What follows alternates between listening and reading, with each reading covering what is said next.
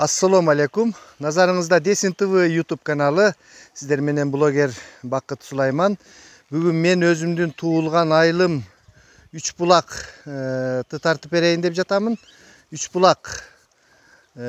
Bul 3 bulaktan baştalgan ayıl. Mına şul azı sizler görüp turgan su. Uşul bulaktın susu el içet. Şul sudan albatta sanitariyalık jaktan aябай начар. Бирок ушул сууну ичүүгө аргасыз болот. Элдер ушул 3 булак деген айыл, биздин айыл. Достор, ушул айылды. Мына бул менин үйүм өзүмдүн. Мансарданын үстү бүтпөй калган, сырты да бүт элек. Россияда мурда жакшы иштеп жүргөн кездерде алып ошо ойдон бүтүрө албай калып калды. Эми буюрса бүтүрөбүз достор. Бул очок гана кылып бер жагына салгам. Анан мен кенен дагы айландырып көрсөтөмүн. Атам көп гүлдөрдү жакшы көргөн агышка. Ушул атам өзү гүлдөрдү эккен. Атамдын гүлдөрү. Азыр болсо достор биз 3 булак айылына жүрөбүз. Менин оюмча аябай сиздерди тажатпаш үчүн бир 3 бөлүктөн турган кылып 3 бөлүктөн азыраак кылып туруп чыгарамын. Эмесе баарын бир кылып койсок тажап кетишиңиздер мүмкүн достор. Ошондуктан 3 бөлүктөн. Негизги биздин саякат ушул 3 булактын үчөөнү тең көрсөтүү. Чоң булактар бар да, ушул суулар кантип башталат. Анан 3-чү булактан башка дагы Дары булак деген бир дары суу чыккан, ошентип дары деп айтып коюшат. Кант ооруларына жакшы дешип ушул башка жактардан да келишип сууну алып кетип турушат. Ошол булакты дагы көрсөтүүгө сиздерге убада кыламын. Анда эмесе кеттик достор. Биз мына азыр 3 булак айылындабыз. Мен ушул сиздерди ушул жерде жүргөндө өзүмдүн айылым менен өткөндө аба ырайлар начар болуп турду эле. Мына гиластар пышып калыптыр. Мына менин жаштыгымда ушундай гилас бизде аябай көп болчу эле. Азыр Бисмиллахиррахманиррахим деп туруп өзүмдүн айылыман, өзүмдүн үйүмө насип этип ушул гиласты жеп жатам. Жеп коелук.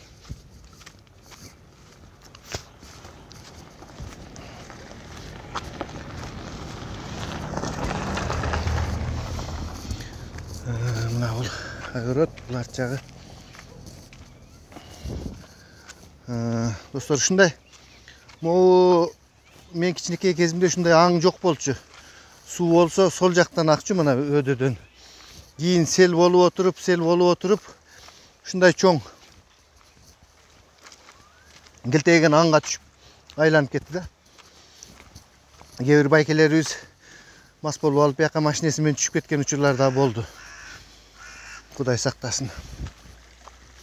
Достор, ушул мына 3 булак айылына бара жатабыз. Өзү биздин бул жерди Каражыгач деп коет эле. Негизи 3 булак башында Каражыгач участогу деп койчу. Анткени ушул жерде илгери Каражыгач өсүмдүктөрү бизде кайрагач деп да коюшат. Ошондой кайрагачтар көп болгон экен. Анан ошондуктан Каражыгач деп койчу да. Бул Каражыгач деген аты качан өчүп кетти? Биздин азыркы Алтай Осмонов атындагы номер 38 мектебибиз илгери 8 жылдык Каражыгач атындагы Каражыгач 8 жылдык мектеби деп аталган да. Кийин анан ал мектептин аталышы Александр Сергеевич Пушкин атындагы 8 жылдык мектеп болуп калды. Биз окууну бүтүп жаткан учурда. Анан ошондон кийин эле Каражыгач деген аттар өчүп кетти, достор. Анан ушул Каражыгач деген ат өчпөй калсын деп менин өзүмдүн иним бир тууган бөлөм капыстан кайтыш болуп калды. Асан деген иним бар эле, ал Мегаком компаниясынын түштүк боюнча энергетиги болчу да. Анан биздин айылда болсо телефон жок эле. Биз Россияда кезде ата энелерибиз адырдын башына чыгып алып мынакей достор, моундай мини көпүрөлөр менен өтөлү. Бул чоң көпүрөнү сел алып кетип азыр мына алып келип коюп коюштур, эми кайра коюшат. Анан ошол иниме айтып, сен Мегакомдо иштеп атасың. Мегаком компанияның антеннасынан коюп бер, ушинтип кыйналып атат биздин элдер деп айтсам, мейли байке. Айылыңардан бирөөнү жөнөтүңүз. Депутаттар болобу, старостабы. Анан келсин, жолугалы. Мен жардамымды берем деди раматылык иним. Анан ошентип бул жерде депутат жигиттер бар. Улукбек, Мамажанов деген. Ошолордун аракети менен иши кылып кандай кылган учурда дагы ошентип барышып жүгүрүп жүрүшүп, анан ушул сотовый телефон пайда болуп калды да. Анан ошондо дагы мен Каражыгаштын аты өчпөсүн деп, Каражыгаш деп баягы сотканы басканда Каражыгаш деп чыгат да. Бирок ошентсе дагы Каражыгаш деген аты өчүп калды окшойт. Эч ким бул жерде Каражыгаш деп айтпайт. Дагы ошол үч булак деп коет. Чынын айтканда үч булак бизден бир кыйла эле жогору да. Мына азыр бара жатабыз. Бир 5-6 километр болуп калат болуш керек. Азыр сол жакта ошол илгерки Каражыгач, кийинки Александр Сергеевич Пушкин, анан Алтай Осмонов атындагы мектеп. Өткөндө мен тартып бул мектеп 60-жылдары курулган бойдон жарылып кетсе дагы салып бербей, жылда салабыз деп өткөндө депутаттар дагы бул боюнча маселе көтөрүштү. Быйыл эми Баткендеги тиги окуялар көп мамлекет чыгаша болуп калды, билбейм эми балдар кантип окушат. Катуу тополон көтөргөнбүз. Мектептин директоруна чейин өздөрү чогулушуп барып, губернаторго чейин киришип, губернатордон, өкмөттөн, райакимден, акимдин өздөрү келип, ушул мектеп куруп беребиз деп убадаларын берип кетишкен да. Быйыл сентябрда курабыз деп. Кана эми сентябрда эле 2 ай калды, мектептин мысы жок. Буну да көрө жатабыз, достор. Биз болсо үч булактын башына ушул үч булакты силерге тартып берейин деп кетип атам. 3 кудук, 3 колодца дегендей, биздики 3 булак, 3 родника дегендей да. Ошол 3 булакты азыр мен сиздерге барып тартып беремин, достор. Биздин айылдын негизги эле суу менен камсыз кылган ошол биз теги мөңгүлөрдүн суулары келбей кетет. Оң жакта биздин коктуга параллелдүү кокту Өзбек Кава деген айыл, Өзбек улутундагы кыргызстандыктар ошо өзүбүздүн жашашат. Ошондон Өзбек Кава деп коебуз. Анан этеги жагы Кыргыз Кава, ал жакта кыргыздар компактуу түрдө көп жашашат. Бирок ынтымак, эч кандай уруш жаңжалы жок, сонун эле жашайбыз. Менде мүмкүнчүлүк болбой атат болсо ошол Өзбек Кавадан ары бир дагы адырды өтүп кетсең Жайтерек деген тоо бар. Аябай сонун жаңгактуу. Жайтеректен Жапаш ары, анан ары Арсланбап. Негизи эле ушул Арсланбап тоо кыркасынын этегиндеги, Арсланбаптын сол жагында биз, оң жагында Арсланбап айылы болуп калат да. Ошондой, достор. Азыр биз ушул жогору көздөп бара жатабыз. Assalamu alaikum. Жакшы. Айылдыктар. Айылда бизде аябай эл ынтымактуу, жамандык жакшылыкта дайыма чогуу болушуп. Негизинен эле мондай айыл жерлеринде адамдар ынтымактуу келишет. Бирин-бири жоктотпой жардам берип, тигиндей мындай кайрымдуулук деген сыяктуу айылдар аябай жакшы да. Шаардагыдай болуп шүм-шүмдүк бирөөлөр тааныбай калмай жок биякта. Негизи эле биздин эл ушул үч булактын жашоочулары ынтымактуу.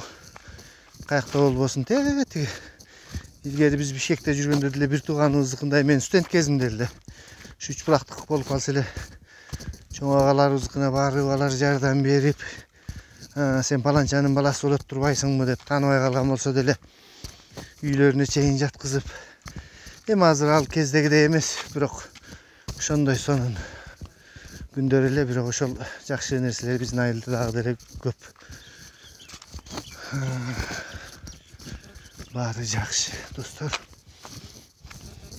Мында биз азыр Jogorу көздөп бара жатабыз. Тиги биз барчу 3 булак жакта токой. Булар бул жакта, сол жакта мен өкүл атамдын үйү. Өмүрзаков Кутбидин деген. Азыр 3 булактын башында дагы бир 9 жылдык мектеп бар. Кийинчерээк бүткөн. Ошол 9 жылдык мектептин директору өкүл атам. Ал мектеп жаңы түшкөн. Жамиля Тагайева деген эжеке ошол директор болуп жүргөндө жүгүрүп жүрүп бүтүргөн ошол мектепти. Ошол мектепти да көрсөтүп өтүп кетем. Анан ошол 3 булактын башында илгерки бир эме бош жаткан жерлер болгон. Анан ошону жаңы чек кылып элдерге бөлүп беришиптир. Мен ошол айылды да тартамын сиздерге. Кыйынчылык, суу жок. Ошентсе да элдер жашашат ошол токойдун ортосунда деп койсок деле болот да. Ошол жерди да көрсөтөмүн достор. Кантип элдер кыйынчылыкта жашап жаткандыктары жөнүндө, кандай мамлекеттен жардамдар болуп жатат. Ал жөнүндө баарын тартабыз.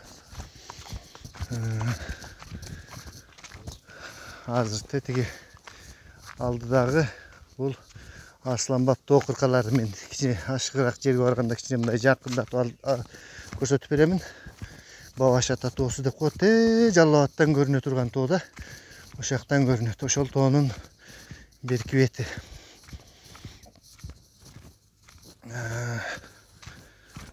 Мына биз азыр 3 булакка бара жатабыз. Достор, биз жакта моундай эшектер абдан көп. Жолдун боюнда эле шаңгылдашып жүрө беришет. Бул дагы баягы эшек соода учурунда деле көбү жок болуп кетти окшойт. Ошентсе деле байкуштардын породасы калып калыптыр. Керилип эле кашаң бир аз жаман болуп калса огородуңа деле кирип кетет. Иши кылып этият болуп турбасаң, бул жаныбарлар огородуң жүгөрүң баарын таркалап коет. Мына биз азыр жогору көздөп бара жатабыз. Бул теректерди курулушка даярдап. Бизде негизинен эми айылда көбүнчө эле ушундай мырза теректерди эгип алышат. Анан ушул теректерди курулуш материалдары катары колдонуп. Бир кезде менин атам дагы 1000 терек эгип берем балам деп калды. Анда мен Бишкекте жүрчүмүн. 1000 теректи эмне кылабыз? 1000 терек кийин анан баары чоңойсо сен миллионер болосуң деп. Ал 1000 терегин экти, күндө 2 мал барып көрүп келет, атам суугарат, бугарат, иши кылып ошентип. Көрсө бул илгерки мырза теректер мындай түз. Ал эми атам алган теректер кытайский жанагындай. Кээ бирлери начар, ошол начар теректер бүт баары кар жаап эме болгондо сынып, анын бир 1000 болбосо керек, бир 600-700 эксе керек эле. Жарымынан көп эле чоңойбой эле сынып жок болуп кетти. Анан баягы түз породасы жакшылары калган. Өзүбүздүн курулушка иштеттик, тиги бул болду. Мен миллионер деле болуп кеткен жокмун. Ошол теректер бар. Достор, ошентип теректи дагы бул жерде ушундай стратегиялык сырьё катары колдонушат курулушта. Биздин негизги байлыктардын бири. Негизинен эле 3 булактын башы Гава токойчулук чарбасына карайт. Токойлор бар да. Бул адырлардын баштары бүт эле токой. Анан ошол токойлордон элдер сүйлөшүп арендага токойлорду бөлүп алышкан да. Арендасы аз эле акча, мен канча экендигин билбейт экем. Ошол аренданы өкмөткө төлөп коюп, анан жаңгагын каалашыңча базарга алып барып сатып жүрө бересиң да. Жаңгак болгон жылдары жаңгак тергендер түзүк эле адам тааныбай калышат.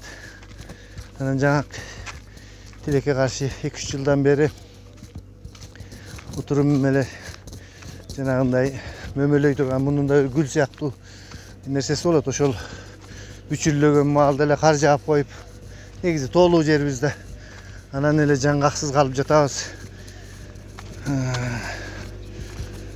Ошол достор. Мына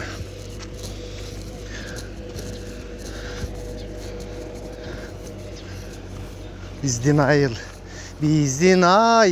деген передача бар эле го. Ошондой мен дагы өзүмдүн айылымы tartып koyun dep. Geçen günü biri uturu telefon çalat, uturu telefon çalat. Men bir premay efir kılıp jatsam. Unda kim eken dep anан көбүнчө эле мен тааныш эмес эмелерге албайм, бирок эми баягы подписчиктер окшойт деп алсам. Кандай бакыт аке дейт, жакшы. Рахмат дедим. Мен сиздин подписчигиңизмин, Майылсайдан боломун, Москвада иштеймин. Чалып жатам сизге. Рахмат деп анан сүйлөшсөк. Майылсайды да барып тартып бербейсизби? Кече күнү мен курортту, жолду, мен негизи эле могу азыр аябай аба ырайы жакшы. Ушул мезгилде колдон келсе Сарычелек, Арсланбак окшогон жерлерди тартып калтырайын деп атам да. Бизде эми дрон деле жок. Эгер дрон болгондо кече курортто аябай сонун тартат элем.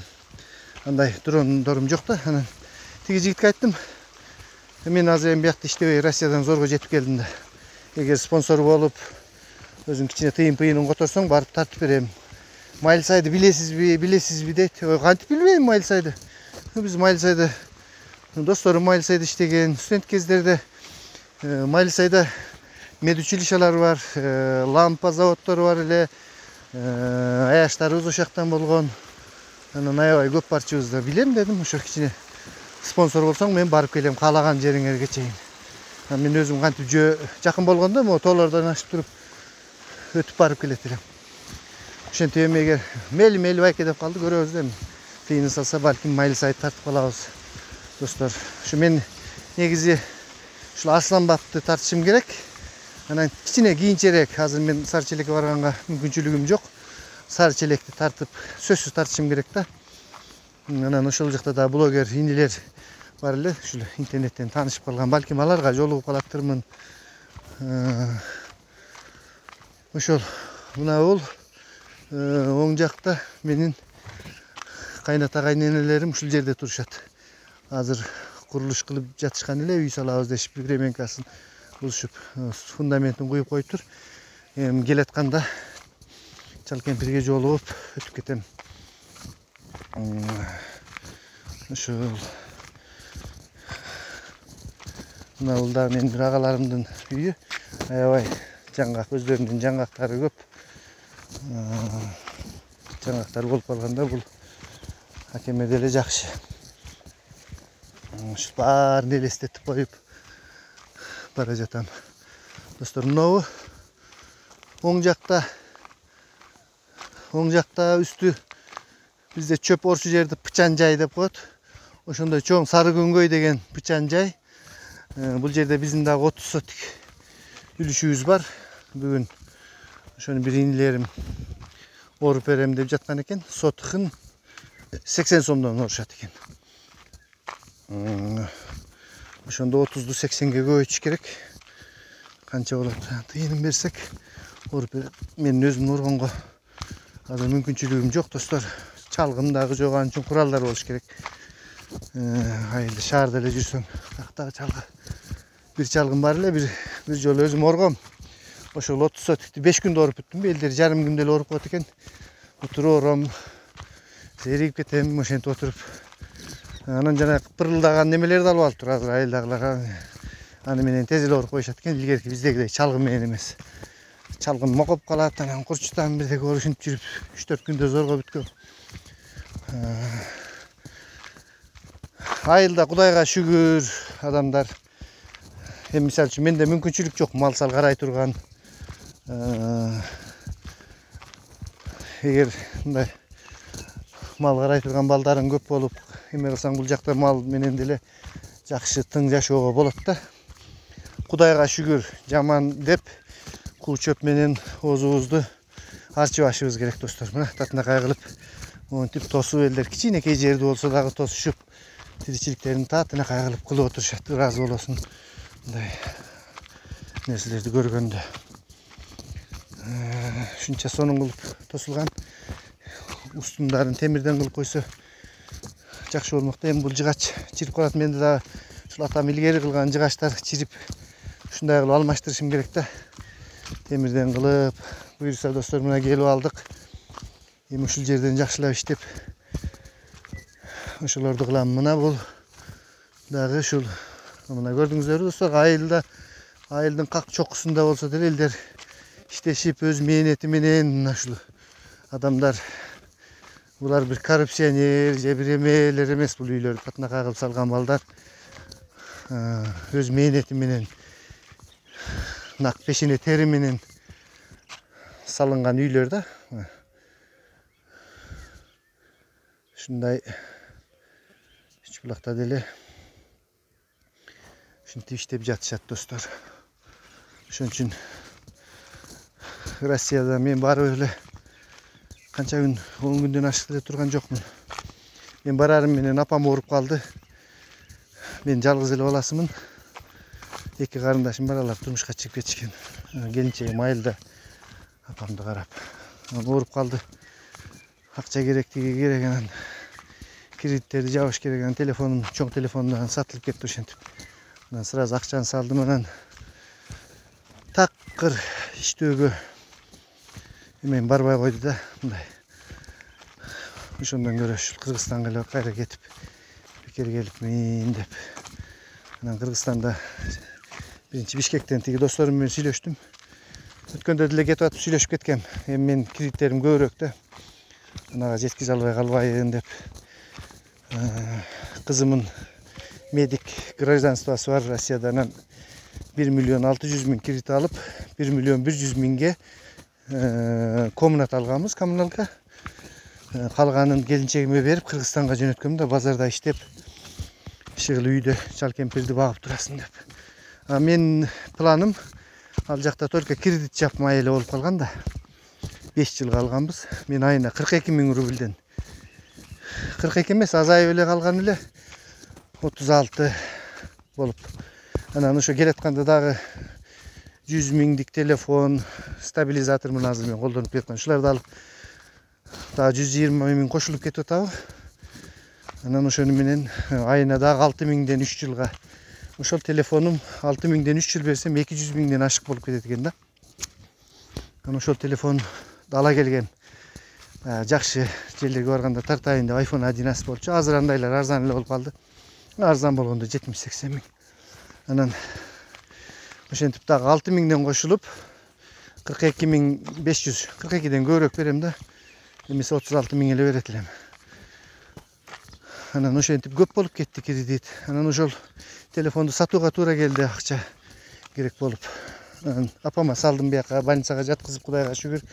Жакшы баары. Анан акыркы тыйындарга билет алайын деп атпаймынбы достор?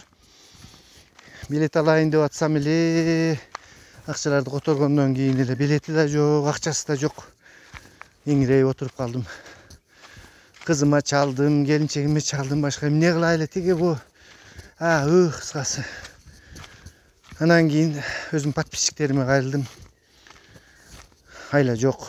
Рахмат, бирок мен ушунчалык зорго кайрылдым эле, бирок мен ушунчалык духуму көтөрүп кичине авторитет бар экен деп мен мага кайра канат байлап койдуңуздар да. Мен мынчалык болот деп ойлогон эмес элем. Жол кереме жетип, андан сырткары дагы кичине ашты. Көп ашпай калды. Ишигилип аман эсен жетип келдик. Дагы кичине ашкандарын эме кылып койдум. Кайрымдуулук жактарга жумшап. Анан келип калдык достор, ошентип. Мен аябай ушул подписчиктериме ыраазы болдум да.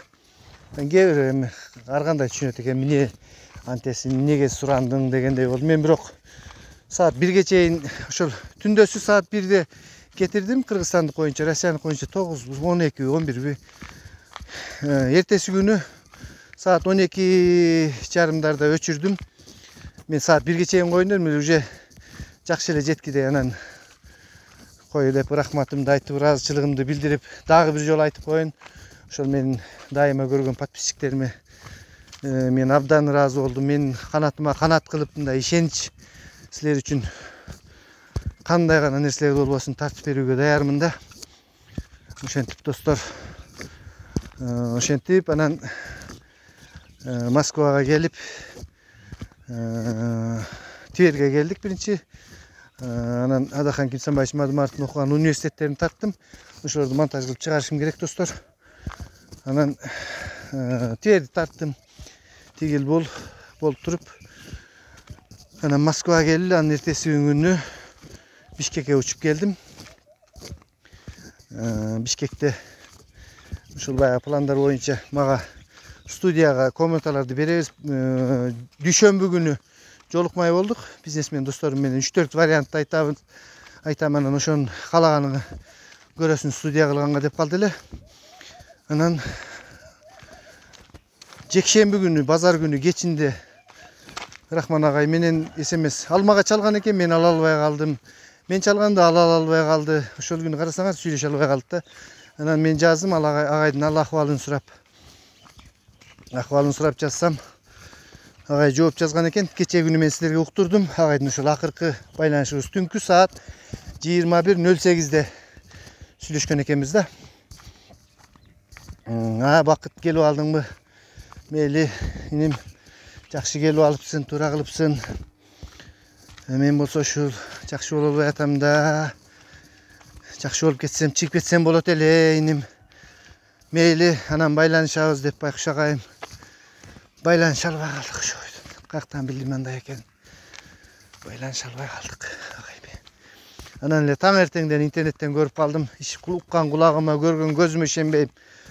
Ары бери кылсам чын эле ошондой болуп кеттир. Анан жүгүрүп эле Кулиевадагы таксиге бардым. Таксиге барбай мен срочный кетип атам, арзаныраак эле алып кет по пути десем, бир жигит президенттин охранасында иштеген жигит экен. 9-отделу кайсы мен билбейм, ошол чисти охранада иштеген жигит экен да. Үй бүлөсү менен кетип, үй бүлөсүн самолетко салып жүрүп өзүм мындай по пути кетип аткан экен. Мели байке алып кетем деп калды. Дагы бир эки адам алды арзаныраак бензинге чыксын деп. Ал Кулиевада өзүнчө рекет сөрөйлөр бар экен, келип алышып, коңкулдашып. Мени менен сүйлөштүрө койбой. Тиги да өзү кызматкер болгону менен жоошпал экен. Не булар менен неме кыласың деп айттым. Ой, мынча анча мен мен өзүм сүйлөшүп алайын десем деле болбой эле, бир мурутчан ачки тагынган узун рекети. Биякта биз анан тигиндей мындай дешип эле. Таңдын көрү 90-жылдар болгондо мен сени менен башкача сүйлөшөт элем дедим. Бу окшогон рекет сөрөйлөрдү жөн эле стройго коюп коет элекпиз. Айрыкча мен тиги спецназда иштеп жүргөнүмдө болгондо ушул жерден алып кетип, анан сонун кылып ийге салып туруп алып келип коет элек да. Бу окшогон кержейген жоом моюн рекеттерди. Анан тиги жигит мени алды, болбой эле алар менен эме кылбай. Баасында сүйлөшө элек болчу, канча сомго деп. Анан жолдо келатсам эле Ишмамат Жалилов деген бүтүн Кыргызстан аксакал бар, акын. Ошол чалып калды, бакыт каяктасың. Мен да жолго чыгып атам. Анан мен тиги жигитке айттым. Мени тетиги Кара Балтанын круговойуна алып барып кой. Анан ошол жерден өзүмдүн ордума дагы бир адам салып аласың. Ал жерде адамдар турат да. Ош Бишкекке кеткен. Мен ошол жерде калам. Артымдан машина келет экен десем, макул байке деп. Жакшы бала экен ал жигит. Анан ошол жерден түштү, алда жолдуу бала экен. Сразу эле ошол жерден эле бир адам бар бошко десек эле бар деди, 1000 сомго чыккыла деп. Эми по пути кетип аткан машинада 1000 сомго алып алды. Мен ордума салып жакшы жетип алгыла деп калдым. Артыман Эшмамет акем келип калды, өзү жалгыз. Ага чейин дагы бир киши турган эле ошол жерде, бала. Ошко кетем деп. Аны дагы салып алдык. Эми кичине бензинге жардам болсун деп. Дагы бир экөө суу самырга кетип атып, аны да салып алдык. Анан ошентип Эшмамет аке аябай бакылдаган киши. Анан баарыбыз ошондой эми кайгыны жутуп, анча деле эме кылбай, ошол сүйлөгөнүбүз Рахман агай жөнүндө сөз болду баргыча. Анан тиги эки киши суу самырда калды. Тиги жигит Эшмамет аке менен кетти. Мен болсо круговойдон, Жалал Абадтын круговойунан калып атпаймынбы? Себеби эртеси күнү саат 2-де коюла турган болуптур да. Анан 2ге чейин барып алып, эртең менен эле бияктан Жалал Абадтан жетип барсам болот да дедим дагы. Себеби Ошко барганда мен кайка жатам, биякта эч кимди тааныбайм. Оштуктарды өткөндө көрдүм. Баардыгын. Жолдошторду дагы, башкасын дагы. Кояндан көрө биякта эле калып калайын, Жалал Абадта өзүмдүн жеримде деп калып калсам, кечинде ушул Рахман агайдын мага окшогон менден да жакын бир иниси бар. Жумаш деген администратор болуп жүргөн, концерттерин өткөргөн, бир 20-30 жылдан бери ушул чогуу иштешкен, кыйынчылык, жакшылык бардык күндөрдө чогуу жүрген Жумаш деген инибиз бар да. Ушул жумашчы алып калды, бактаке каяктас. Мен Кызыл Сеңирге келип калгам. Анан тиги Кызыл Сеңирде мен эртеге саат 2-де коюлат экен го, жетип барам да десем, жок. Эртеге 10-да болуп калды. Мен сизге машина жөнөтөйүн азыр. Кругойго келиңиз, анан 5 тапандын балдары келатат. Ошолор менен келип каласыз деп номерimi берип койдум, сизге чалышат деди. Анан коем ал, таксини каяктан тапмак элек деп анан ниними айттым. Тиги Кругойго алып барып коюп кой мени деп. Анан Кругойго саат 12-ден өткөндө Кругойго алып келип түндөс. Анан 5 тапандын балдары чалып калабы деп 15 мүнөттөй отурдум. 5 тапандын быысы жок же, мен алардын телефонун алып апмын. Анан машиналар ызылдап кетип атат. Анан бир машинага кол көтөрсөм, бир джип алып алды. 200 сом берсем коюңуз байке деп 50 сом кайтарып берип койду. Жакшы бир нысаптуу балдар экен. Анан саат 2-ден өтүп, 3-кө жакын, 2:30 болсо керек. Достор, мына биз ушул Үчбулак айылынын башына жакындап калдык. Ошол булактарга жетейин деп калдык. Сөздү кызытып эми ошол кантип баргандыгымды айтып берип жатам. Анан саат ошол 2:30 чендерден анан Оштун Алай деген, чоң Алай деген мейманканасынын алдына алып барып түшүрдү. Анан Алайына кирип сүйлөшсөм, 3,5 миң дейт. Аме кокой, 3,5 миң акча жок, менин жанымда бир 1,5 миң дейт. Ушундай акча калган, ошол баягы силер берген акчалардан калган, каткандары. Анан Ишмамат эке менден акча албай эле алып келди, өзү тамак алып берди жолдо. Анан ошентип арзаныраак дагы мейманканаңар барбы десем, тетиги жерде Кристалл деген бар, мосттун жанында деди. Анан макул, анда мен Кристаллга барайын деп, анан жакын эле, Алай менен Кристаллдын ортосу жакын эле экен. Анан ошол Кристаллына барсам Кудай жалга 500 сом экен. Саат 3-кө жакын болуп калды анга чейин. Анан жуунуп, эсеби эртеси күнү кечке мен тияка барышым керек, кошо жүрүшүм керек. Эми мен подписчиктерим негизинен биз бүтүн Кыргызстан саясий партиясынын ушул Адахан Кимсанбаевич Мадымаровдун тарапташтары, ачык эле айтышыбыз керек. Менин каналым аябай көп. Мен ошолор менен көп жүрүп, бир туугандай мамиледемин да. Бүт досторум, ага инилер ушул жактан болуп калды. Ушул пешенеге жазылган экен. Кудайыма шүгүр ошого деле. Анан ошолорду дайыма колдоймун.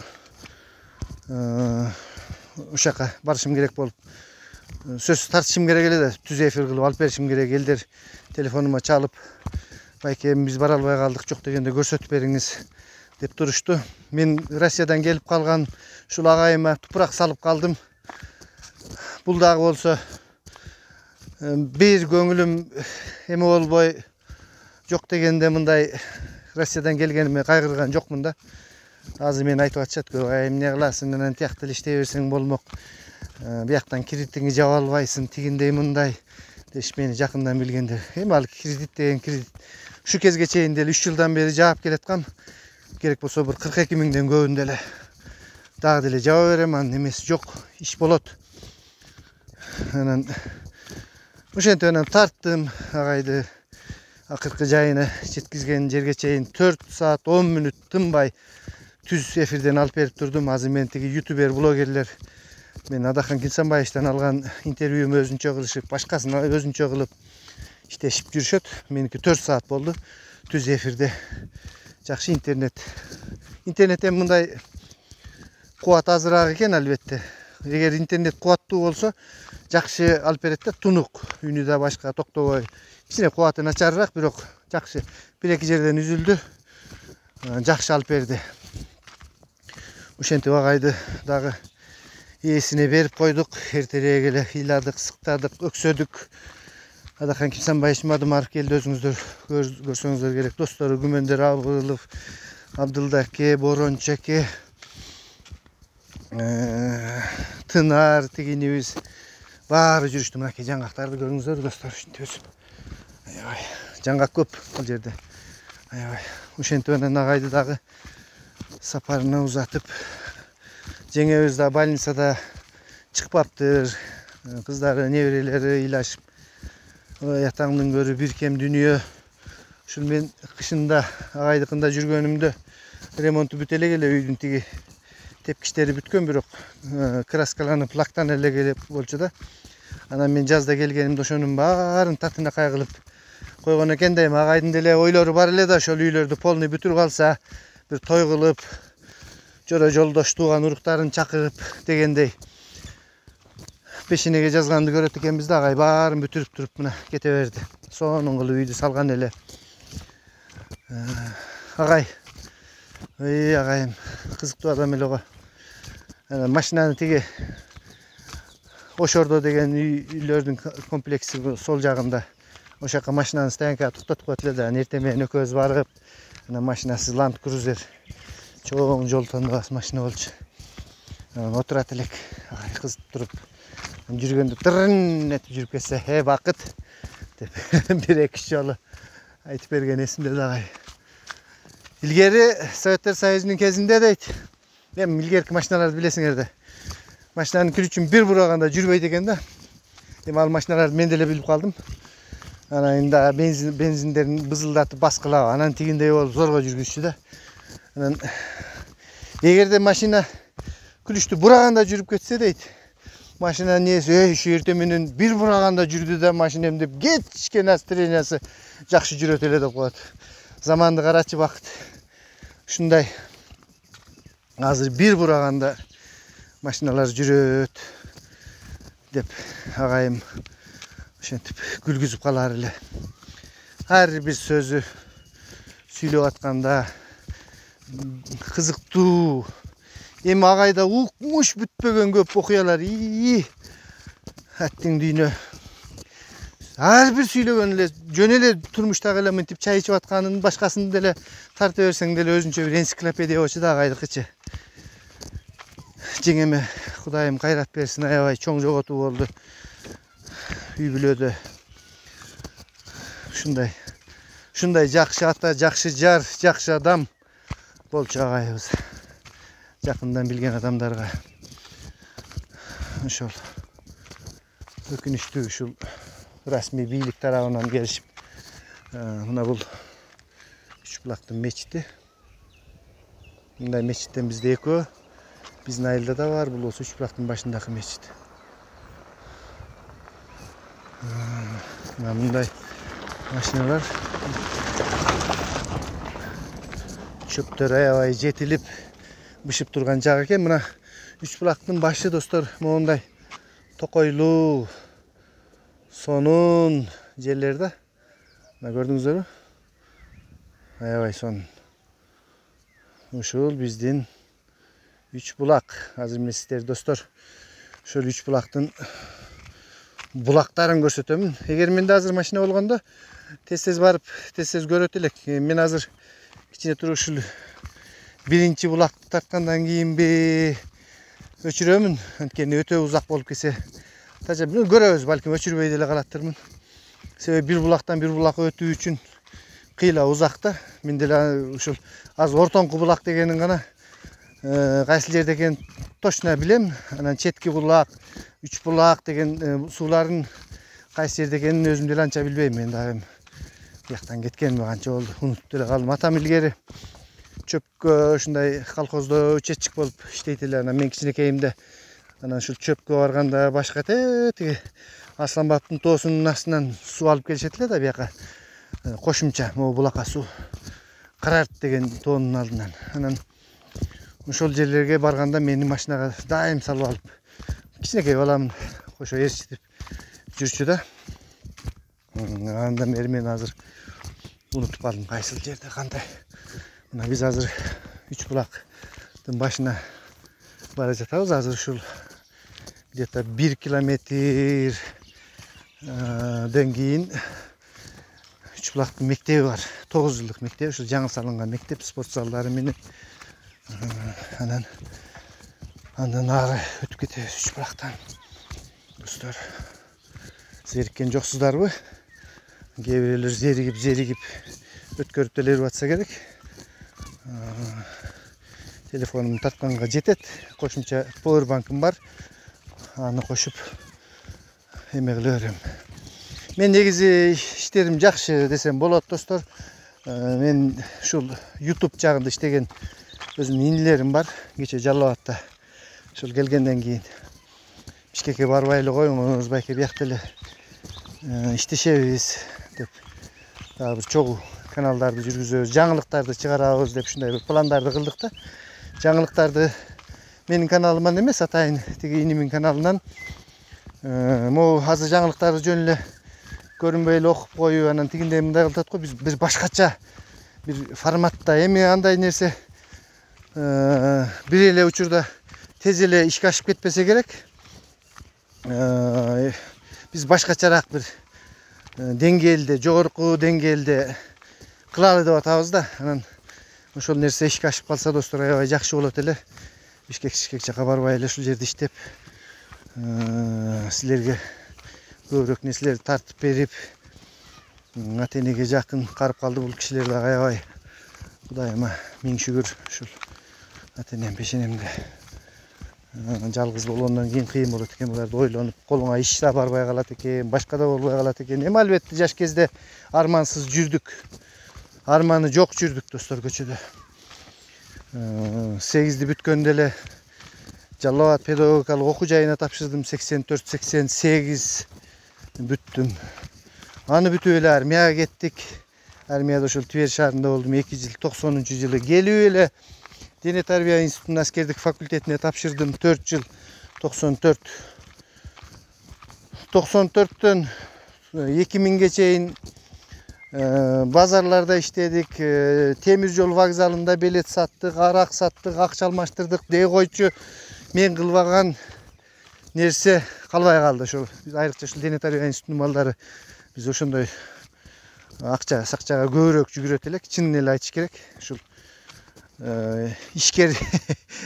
ишкерлик жагына башка институттарга караганда эртерээк киришкенбиз. Теге почтамттын алдында акча алмаштыргандар биздин балдар болот эле. Алтын саткандар биздин балдар болот эле. ЖД вокзалда билет саткандар биздин балдар болот эле. Иши кылып мындай полукриминалныйрээк ушундай курук болуп калат эле да Дене тарбия институту. Эми Дене тарбия институтун бүткөндөр эле жарымы милиция болот эле, жарымы бандит болот эле да, ачык эле айтыш керек. Ошол эле Рыспектагы Дене тарбия институтун бүтүргөн, ошондой эле полковник, генералдарга чейин чыккан, кыскасы окууну бүтүп атканда эле жанагы чек арага экиге бөлүнүп калат элек да. Анан мен ошол чек аранын ортосунда көп жүрдүм. Вокзалда жүрүп тигиндей болуп, милицияларга түшүп, Кудай сактады иши кылып. Анан коем мамлекетке кызмат кылалы деп 2000-жылы ички иштер органдарына кирип иштеп калдым. Атайын дайындалган отрядта инспектор боевой служебной и физической подготовки деген должность. Ошол күжүрмөн кызматтык жана дене тарбия инспектору болуп БСП деп коет. Ички иштер органдарында. Анан баягы отряд жаңы түзүлүп 2000-жылы июнда түзүлдүк окшойт. Мурда ал жерде жөн эле взвод бар эле. Биз отряд болуп түзүлдүк. Отряд 56 ушундай канчадан болушубуз керек эле. Бирок ага жете электе эле Баткен 99-2000 болду да Баткен окуялары, жанагы Баткендеги боевиктер менен. Анан бизди түндө сил ага чейин 1-2 жолу түнкү стрельба деп тоого апарып аткызып даярдады. Мен жаңы эле гражданкадан келгенмин, коош албаймын, мындай көчөдө жүрүп эле келип эле анан кийин спецназ болуп калсаң ойлосоң, болгондо дагы инспектор, инструктор. Анан иштеп анан эле айдады бизди бир күнү тревога болуп туруп, июнь беле, июль беле эсимде жок. 20 баланы кетирдик. Анан эми аман эсен барып келсек экен, ата-энелерибиз ыйлап калышты. Балдарым кичинекей болчу, кыздарым. Кат жазыш жок анда, сотка деген жок. 2000-жылы. Бизде жок эле да. Байланыш жок. Ошентип анан октябрь айына чейин Баткендин тоолорунда кыш туп Канда жүрдүк, 10 күн 15 күн. Канда жыргал эле болду. Анан кыш тут ошол жерде кичине конфликттер болду. Боевиктер менен. Тынч аман эсен келдик. Анан келип мен кылмыш иликтөө жагына өтүп кеттим. Mazuruma gelen kayra tiratqa bardıq. Keyin Dinamada işledim. Жақсы çoğun должностьта. Aylıq az ele bir ok. Anan kayra çıkıp kettim. Rossiyaga barıp işteymin dep dostlar. Mına biz hazır 3 bulaktın başına gelip kaldık. Hazır mektepti gösterdim dostlar. Şu 9 yıllık mektep. Tatına kaybolup bitken. Alemi bizden ılıyacakta Altay Osmanlı atında mektebiz vapşı adam karay turgan emez. Alcaka жүгүрүп жүрүшүп чарчадык шойт. Жылда эле проектке кирди, анан кийин бүтөт тиги бу деп коет, бүтпөйт ошону мен быйыл деле билбейм. Бүтпөй. Мына биз азыр 3 булактын ушул жерде мурда мал королор МТФ Союздун кезинде мал королор болгондо биз кичинекейибизде билебиз. Мына ошол мал короодон бир үзүндү. Кийин ушинтип чектерге бөлүнүп үйлөр салынып кеткен. Ушул жерде мына магазин бар эле. Мен атам ошол колхоз иштеп жүргөндөн кийин анан ушул магазинде дагы 3-4 жыл иштедик окшойт. Атам менен келип калчумун. Ошол мал короолордон калган каркастар. Мына азыр мектепти көрсөтөм, мынакей достор. Мектеп татнагай болуп түшкөн.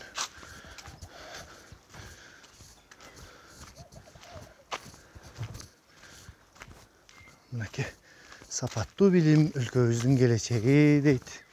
Тиягында спорт залы бар. Бул жерде остановка куруп коюштуктур. Гүлдөр эгилген.